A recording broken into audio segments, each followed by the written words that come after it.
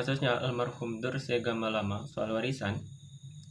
Jadi nih, keluarga kandungnya muncul dan klaim hak waris. Tapi yang bikin saya penasaran, gimana nasib anak-anak angkat Dorce? Mereka udah dirawat bertahun-tahun, tapi apa mereka otomatis dapat warisan juga? Nah, disinilah hukum Islam punya jawaban yang mungkin bikin kalian kaget. Yuk kita bahas. Nah, tuh, keluarga kandung muncul. Dan ini yang kemudian memunculkan satu pertanyaan besar. Kalau keluarga kandung aja muncul dan klaim waris, terus anak angkat Dorce yang sudah lama bersama beliau, posisinya di mana?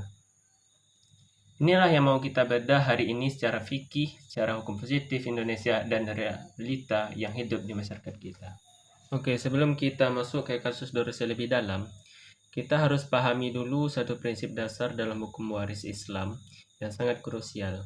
Dan prinsip ini ada sejak zaman Nabi. Dalam Al-Quran ada larangan tentang tabani yang berbunyi A'udzubillahi minasyaitonirrajim. Bismillahirrahmanirrahim. Wa ma ja'ala ud'iyakum abna'akum dzalikum qaulukum bi afwahikum wallahu yaqulul haqqa wa huwa yahdis sabila. Artinya, dan dia tidak menjadikan anak-anak angkatmu sebagai anak kandungmu. Yang demikian itu hanyalah perkataanmu di mulutmu saja. Allah mengatakan yang sebenarnya dan dia menunjukkan jalan yang benar. Surat Al-Ahzab ayat 4. Ayat ini sangat tegas. Islam tidak mengenal konsep tabani, yaitu adopsi penuh yang memutus hubungan an-nasab biologis anak. Jadi ketika seseorang mengangkat anak itu tetaplah bukan anak kandung secara hukum Islam. Nasabnya tetap mengikuti orang tua biologisnya. Nah, karena anak angkat bukan anak kandung, maka secara faraid, anak angkat tidak termasuk ahli waris. Ini bukan sesuatu yang bisa dikesampingkan begitu saja. Ini adalah prinsip nas yang qat'i, sudah pasti. La wasiyata li waris. Tidak ada wasiat bagi ahli waris. Hadis riwayat Abu Daud, Tirmizi, dan Ibnu Majah. Hadis ini juga penting dipahami konteksnya. Wasiat tidak bisa diberikan kepada ahli waris yang sudah punya bagian faraid. Tapi justru dari sini ulama kemudian mengijtihadkan bahwa wasiat bisa dan dianjurkan untuk diberikan kepada pihak yang dekat tapi bukan ahli waris, termasuk anak angkat. Disinilah hukum Islam menunjukkan fleksibilitasnya. Ada satu instrumen yang disebut wasiat wajibah. Wasiat yang diwajibkan atau dianjurkan kuat oleh negara untuk pihak-pihak tertentu yang tidak masuk ahli waris, tapi secara moral dan sosial layak mendapatkan bagian. Kutiba alaikum idza hadara ahadukumul mautu in taraka khairan al-wasiyatu lil walidaini wal aqrabina bil ma'ruf. Diwajibkan atas kamu apabila seorang di antara kamu menghadapi maut, jika dia meninggalkan harta yang banyak, berwasiat untuk ibu, bapak, dan kaum kerabatnya secara ma'ruf. Quran Surat Al-Baqarah ayat 180. Ayat ini menjadi landasan bahwa wasiat adalah instrumen yang sah dan dianjurkan. Dan untuk anak angkat, para ulama kontemporer, termasuk yang merumuskan KHI, menggunakan ayat ini sebagai pijakan wasiat wajibah. Nah, ini yang menarik. Indonesia punya kompilasi hukum Islam, KHI, yang merupakan hasil ijtihad ulama Indonesia. Dan di pasal 209, KHI secara eksplisit mengatur wasiat wajibah untuk anak angkat. KHI pasal 209 ayat 1 dan ayat 2. Ayat 1. Harta peninggalan anak angkat dibagi berdasarkan pasal 176 sampai dengan pasal 193 tersebut di atas. Sedangkan terhadap orang tua angkat yang tidak menerima wasiat, diberi wasiat wajibah sebanyak-banyaknya sepertiga dari harta warisan anak angkatnya. Ayat 2. Terhadap anak angkat yang tidak menerima wasiat, diberi wasiat wajibah sebanyak-banyaknya sepertiga dari harta warisan orang tua angkatnya. Jadi, KHI mengakui anak angkat memiliki hak atas wasiat wajibah maksimal sepertiga harta. Ini adalah bentuk positivisasi fikih yang luar biasa, fikih yang hidup dan beradaptasi dengan konteks sosial Indonesia. Oke, sekarang kita bicara yang lebih kritis. Kalau norma fikihnya sudah jelas, anak angkat tidak masuk ahli waris, tapi bisa dapat wasiat wajibah. Apakah ini yang terjadi di masyarakat? Jawabannya tidak selalu. Dan inilah yang saya sebut sebagai fenomena living fikih. Antara apa yang ditetapkan teks agama, apa yang diundangkan negara, dan apa yang dipraktekkan masyarakat. Itu 3 hal yang sering kali tidak selaras. Selanjutnya, masalah di masyarakat dan analisis hukumnya. Masalah di masyarakat. Orang tua angkat meninggal tanpa membuat wasiat. Analisis hukum, anak angkat kehilangan hak wasiat wajibah karena tidak ada dokumen resmi. Kemudian, selanjutnya masalah di masyarakat. Anak angkat dianggap otomatis dapat warisan. Analisis hukum, salah kaprah. Tanpa wasiat atau penetapan pengadilan, tidak ada hak faraid. Dan yang selanjutnya, masalah di masyarakat, keluarga kandung yang jarang muncul tiba-tiba klaim waris. Analisis hukumnya, secara fikih sah jika masuk urutan asabah. Ini yang sering menimbulkan konflik moral dengan hukum. Masyarakat menganggap yang merawat paling berhak. Ini logika moral, bukan logika faraid. 2 sistem yang perlu dijembatani. Dalam perspektif sosiologi hukum Islam, kita bisa menggunakan konsep efektivitas hukum dari Lawrence Friedman. Ada 3 komponen substansi, struktur hukum, dan kultur hukum. Komponen Friedman, kondisi khusus waris anak angkat. Pertama, substansi hukum. Sudah ada. KI pasal 209 mengatur wasiat wajibah. Substansinya memadai.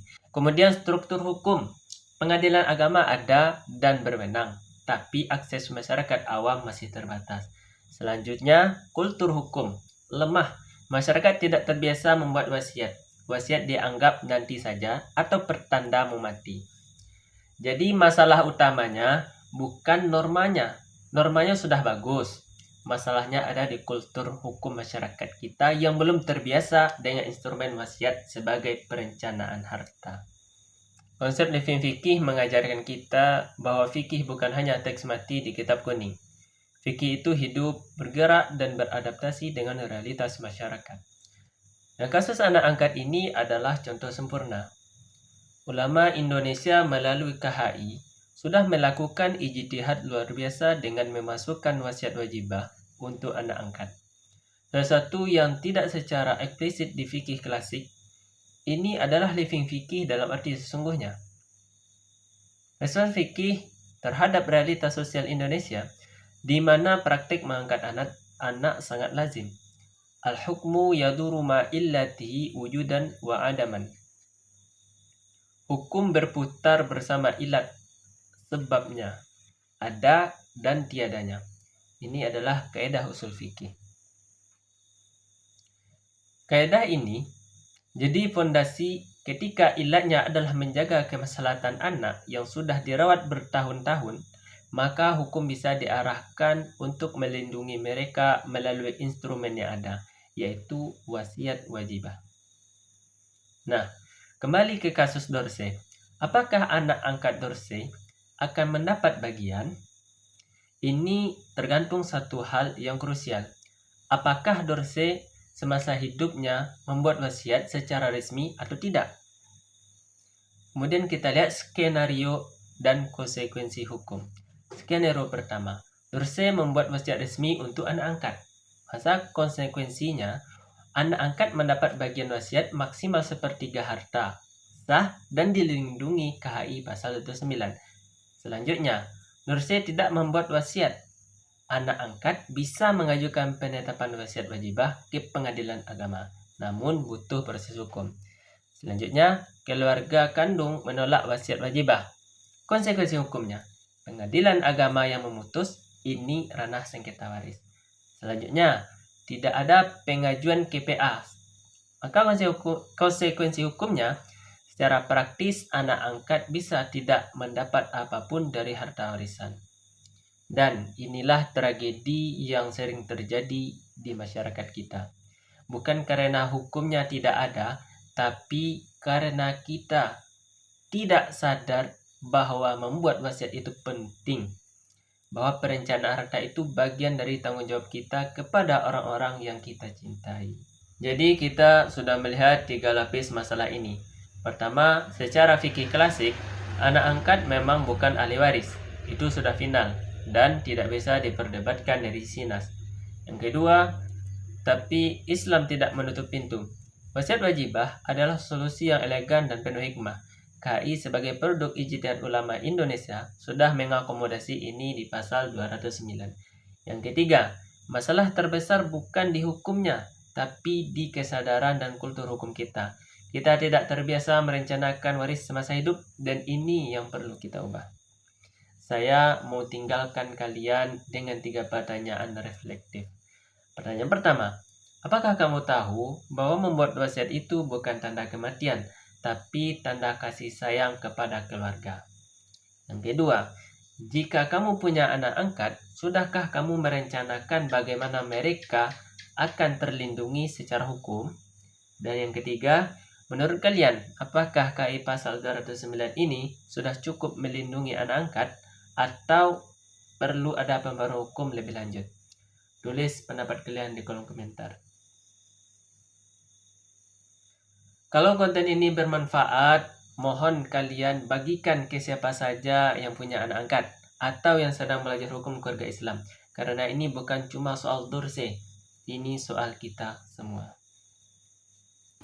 Ya teman-teman, di sini sudah ada pengacara dari pihak kami keluarga, Abang Husni Tanjung. Silakan Bang.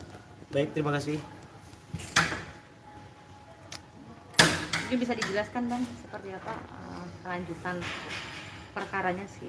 Baik, terima kasih atas kesempatannya. Jadi begini, sebenarnya kan ini persoalan harta peninggalan almarhum Dorce. Dan kita ketahui bahwasanya almarhum ini kan tidak mempunyai anak, hanya anak angkat. Jadi kita harus berdasarkan perspektif hukum. Bahwasanya ahli waris yang ditinggalkan itu adalah sedarah dulu. Dilihat, apakah ada yang sedarah? Rupanya ada. Nah, jadi saya melihat kenapa di sini ada persinggungan antara anak angkat dengan ahli waris sedarah.